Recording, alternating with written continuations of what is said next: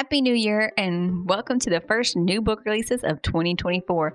We are going to ring in the year with this short-ish list of new book releases.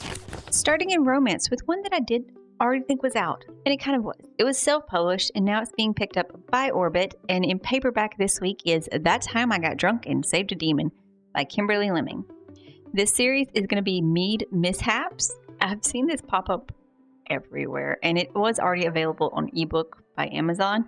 All she wanted to do was live her life in peace, maybe get a cat, expand the family spice farm. Really, anything that didn't involve going on an adventure where an orc might rip her face off. But they say the goddess has favorites, and if so, Sin clearly isn't one of them. After Sin saves the demon Fallon in a wine-drunk stupor, Fallon reveals that he really wants to do is kill an evil witch enslaving his people. And who can blame him? But now he's dragging Cinnamon along for the ride, whether she likes it or not. On the bright side, at least he keeps burning off his shirt. And following that up is going to be a romantasy called The Order, Kingdom of Fallen Ash by Katarina St. Clair. This one is a spicy romance. Spicy fantasy romance for sure.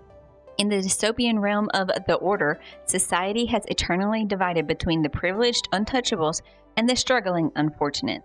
The untouchables, draped in opulence and power, govern the city with an iron fist, casting long shadows over the impoverished unfortunates who toil beneath the murky depths of the working class.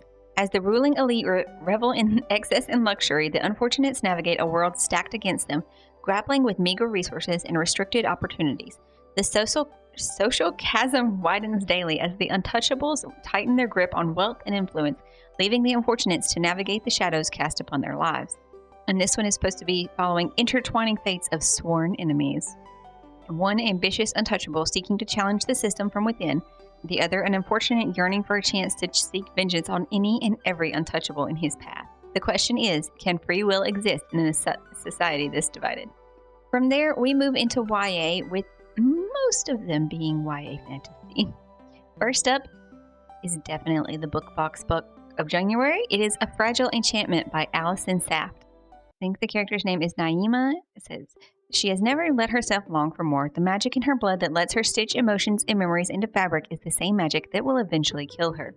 Determined to spend the little time she has left guaranteeing a better life for her family, Naima jumps at the chance to design the wardrobe for a royal wedding in the neighboring kingdom of Avaland.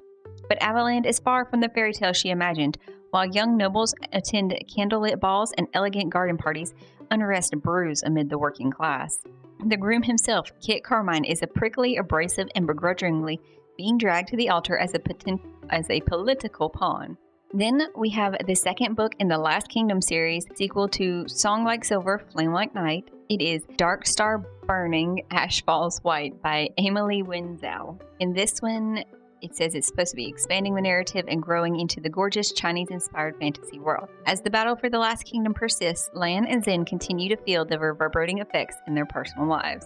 And that's all we'll say for that one then. And then our last YA is Sky's End by Mark G. Gregson. It says it's an epic fantasy, the cover looks it, but it also gives me weirdly a bit sci-fi vibes. Don't ask me why, I can't explain it. Exiled to live as a low, 16-year-old Conrad refuses to become heir to his murderous uncle.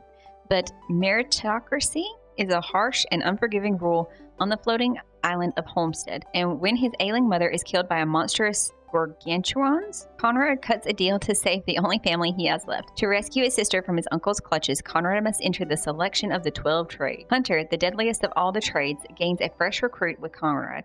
Now he must endure rigorous training, manipulative peers, and the gauntlet. A brutal final test that yields riches and status to whichever skyship crew kills the most gargantuans. Forced to serve as the lowest of stations and unseen by all, Conrad overhears whispers of rebellion in the dark. Conrad has never known anything existed below the toxic black clouds of Skylands until now. From YA, we move into thriller with Rabbit Hole by Kate Brody.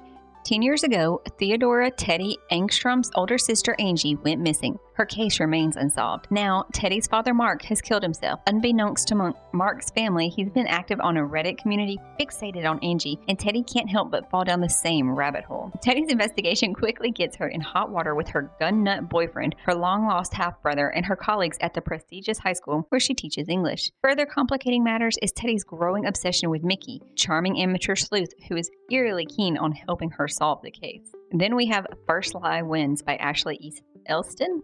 The identity comes first, Evie Porter. Once she's given a name and location by her mysterious boss, Mr. Smith, she learns everything there is to know about the town and the people in it. Then the Mark Ryan Sumner. The last piece of the puzzle is the job.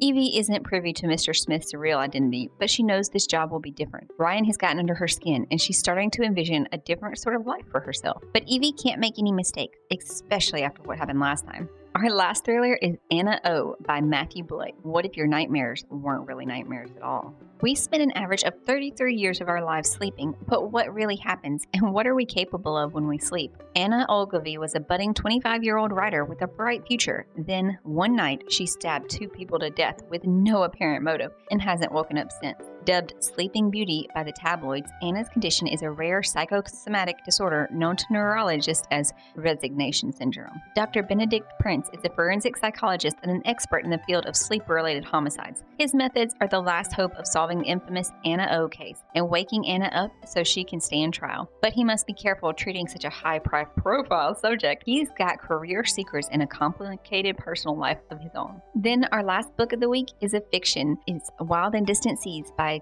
Tara Carr Roberts, and this is supposed to be somewhat of a Moby Dick retelling while also giving it a different spin continuation. Evangeline Cusey has made a home for herself on Nantucket, though she knows she is still an outsider to the island's small, close-knit community, one that by 1849 has started to feel the decline of a once thriving whaling industry. Her husband, Jose, and the life they built together was once all she needed. But now Jose is gone, lost at sea. Evangeline has only been able to hold on to his inn and her place on the island by employing a curious gift to glimpse and reform the recent memories of those who would cast her out. One night, an idealistic sailor appears on her doorstep, asking her to call him Ishmael. He seeks only a warm bed and a bowl of chowder, and yet suddenly, unsettlingly, her careful illusion begins to fracture. He soon sails away with Ahab to hunt an infamous white whale, and Evangeline is left to forge a new life from the pieces that remain. Her choices ripple through generations, across continents, and into the depths of the sea. In a narrative that follows Evangeline and her descendants from mid-19th century Nantucket to Boston, Brazil, Florence, and Idaho.